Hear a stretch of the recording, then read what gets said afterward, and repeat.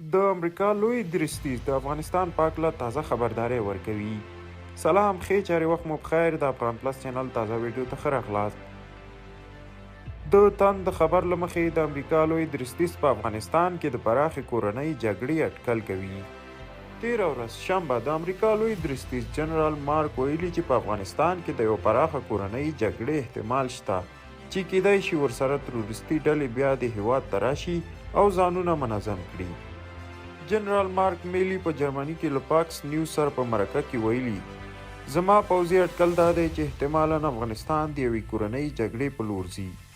نوموړي اندېښنه څرګنده کړه چې تروریستي ډلې به په افغانستان کې له ګډوډۍ او د وضعیت له بې ثباتۍ د ځان د بیا تنظیمولو لپاره ګټه واخلي. طالبانو چې په څو ورځو کې د کابل په شمول د افغانستان ګڼ ولایتونه تقریباً بې جګړې ونیول، په وروستیو شپږ ورځو کې د پنجشیر له مقاومت سره مخ دي چې اټکل کېږي دغه شان مقاومتونه کورنۍ جګړې ته لمن وهي. جنرال مارک میلی په کلکه وویل، تاسو به د 12 یا 24 میاشتو په منځ کې ووینئ چې تروریستي ډلې به ځانونه بیا په سیمه کې منظم کړي. موږ به دا شرایط تر نظر لاندې ساتو.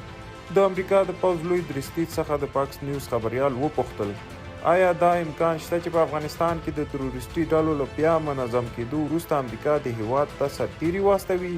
مارک میلی په جواب کې وویل، دا مسله به په دې برخه کې د پالیسۍ له جوړولو سره تړاو ولري. خو دا په عین حال کې ټینګار وکړ دې ته په پام کې چې امریکا به په افغانستان کې پوځي حضور نه لري. په دې برخه کې د استخباراتي معلوماتو ټولول به ګران وي. د دې ترڅنګ نوموړي جنرال زیاته کړه چې موږ باید د استخباراتي معلوماتو د ټولولو شبکه بیا جوړه کړو او که د امریکا پر ضد هر راز ګواښ پېښ شو عملیات به وکړو.